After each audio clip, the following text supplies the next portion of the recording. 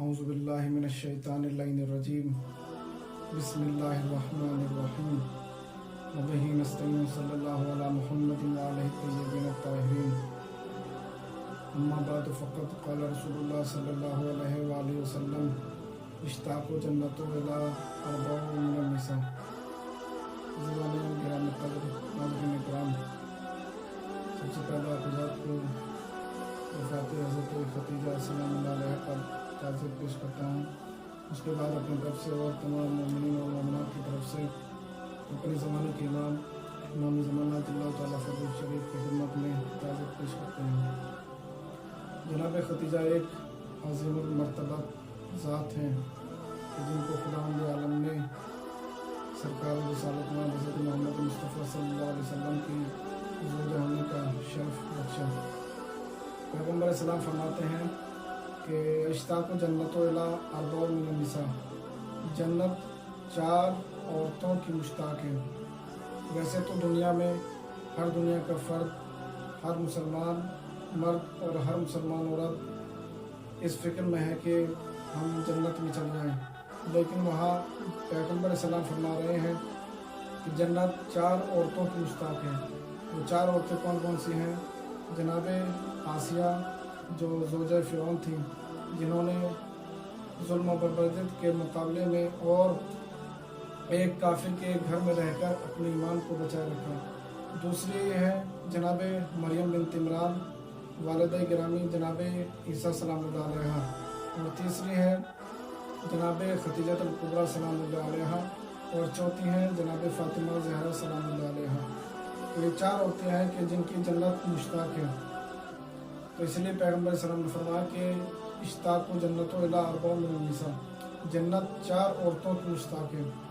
जनाब खदीजा एक अज़ीमुल मर्तबा ज़ात हैं कि जिन्हें ये शरफ़ हासिल हुआ कि वो तमाम आलमीन के औरतों की सरदार जिनकी बेटी है उसकी वालिदा होने का शरफ़ इनको अता हुआ है। जनाब खदीजा सलामुल्लाह अलैहा मक्के में पैदा हुई। आपके वालिद गिरामी जनाब खुवैलद थे और आपकी वालिदा गिरामी जनाब फ़ातिमा बिनते दायदा थी। आपने मक्के में ज़िंदगी बसर की और अभी आपकी उम्र शादी के करीब पहुंची थी कि आपका कारोबार था, आपका चंद अमाल अंजाम दिया करती थी, आप तिजारती काम अंजाम दिया करती थी। आप सरदार अरब होने का, मक्के की सबसे बड़े गनी होने का शर्फ आपको अता हुआ था, और आपका तिजारती काम था कि चंद अफराद आते थे और आपसे माल लेते थे, उसको बेचने के बाद वापस मुनाफा इनको अता करती थी। एक मरतबा इनका एक गुलाम था जिसका नाम मैसरा था। वो खिदमत में आया और आने के बाद कहता है कि ए मालिक गिरामी, मक्के में एक शख्स है जिसका नाम मोहम्मद है, और वो जिसके सादिकुर अमीन होने के चर्चे पूरे मक्के में हैं, पूरे अरब में हैं। तो मैं चाहता हूँ कि आप उनको अपना वज़ीर बनाकर और अपना माल तिजारत का ज़ामिन बनाकर भेज दीजिए कि शायद उनसे मुनाफा हो जाए। उन्होंने कहा कि ठीक है। अब उन्होंने जनाब पैगम्बर सलाम को अपने तिजारती माल का ज़ामिन बनाकर और अपने दोनों गुलामों को कहा कि जो जो शख्स जो जो हुक्म तुम्हें दे उसकी तुम्हें तामील अंजाम देनी है। अब पैगम्बर सलाम इनका माल लेकर गए। शाम में जाने के बाद बहुत मुनाफा हुआ, जब वापस आए तो दुगना मुनाफा हुआ। और आने के बाद उसके बाद जनाब खदीजा ने पैगम्बर सलाम सल्लल्लाहु अलैहि वसल्लम को अपने तमाम तिजारती माल का ज़ामिन बनाया, और हर मरतबा जब भी जाते थे बहुत ज़्यादा मुनाफा हुआ करता था। उसके बाद ज़िंदगी चलती रही।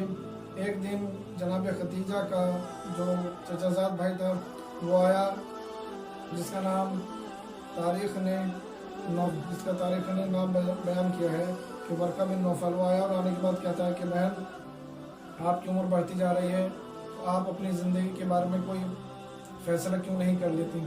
उन्होंने कहा कि अभी, और जबकि तमाम अरब के बड़े बड़े शख्स आपके रिश्ते के थे।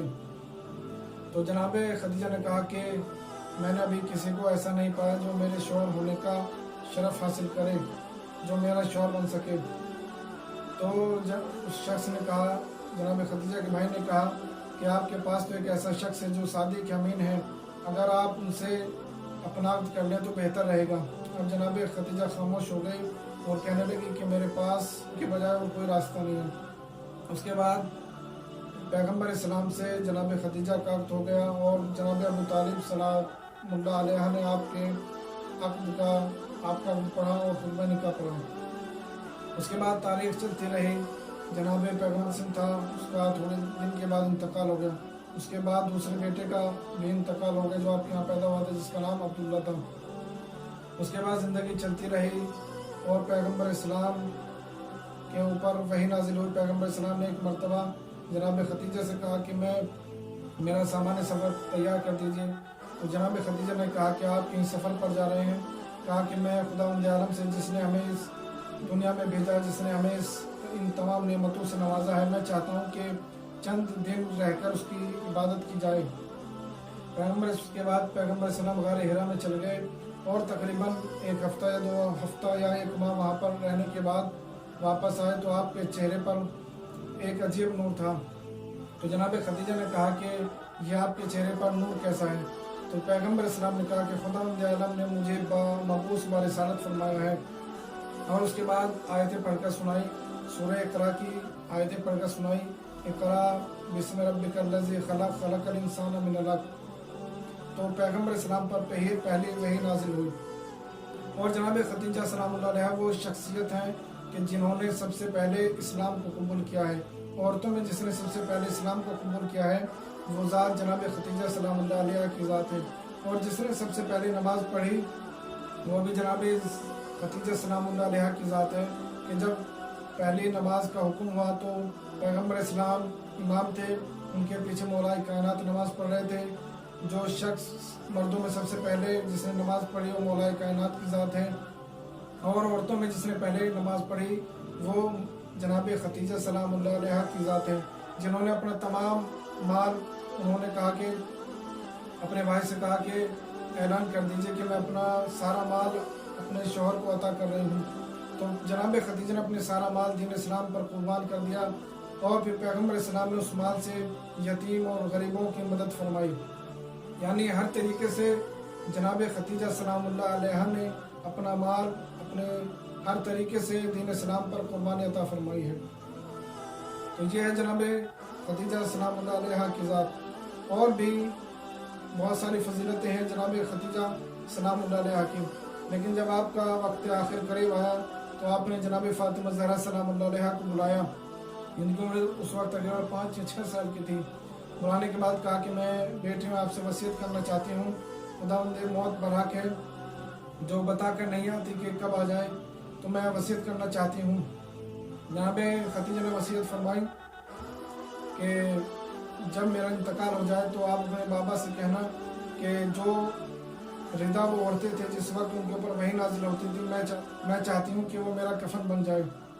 اس کے بعد جناب فاطمہ زہرا نے جناب رسول اللہ کو اس وصیت کی بیان فرمائی۔ اس کے بعد جب آپ کا انتقال ہو گیا تو پیغمبر اسلام نے آپ کو اسی ردا میں جس پر آپ پر وحی نازل ہوتی تھی اس میں آپ کو کفن دیا، اور دوسرا کفن خداوند عالم نے جبرائیل کے ذریعے پیغمبر اسلام کے پاس بھیجا کہ جس نے اپنا تمام مال ہمارے راہ میں قربان کر دیا، ہم چاہتے ہیں کہ اسے اپنا کفن دیں۔ اور جنت کا کفن آیا تو پیغمبر اسلام نے غسل و کفن دینے کے بعد وہی کفن جناب خدیجہ سلام اللہ علیہ کو دیا، اور اس کے بعد آپ کو مکے کے قبرستان میں کوہ ہجون میں آپ کو قبرستان کوہ ہجون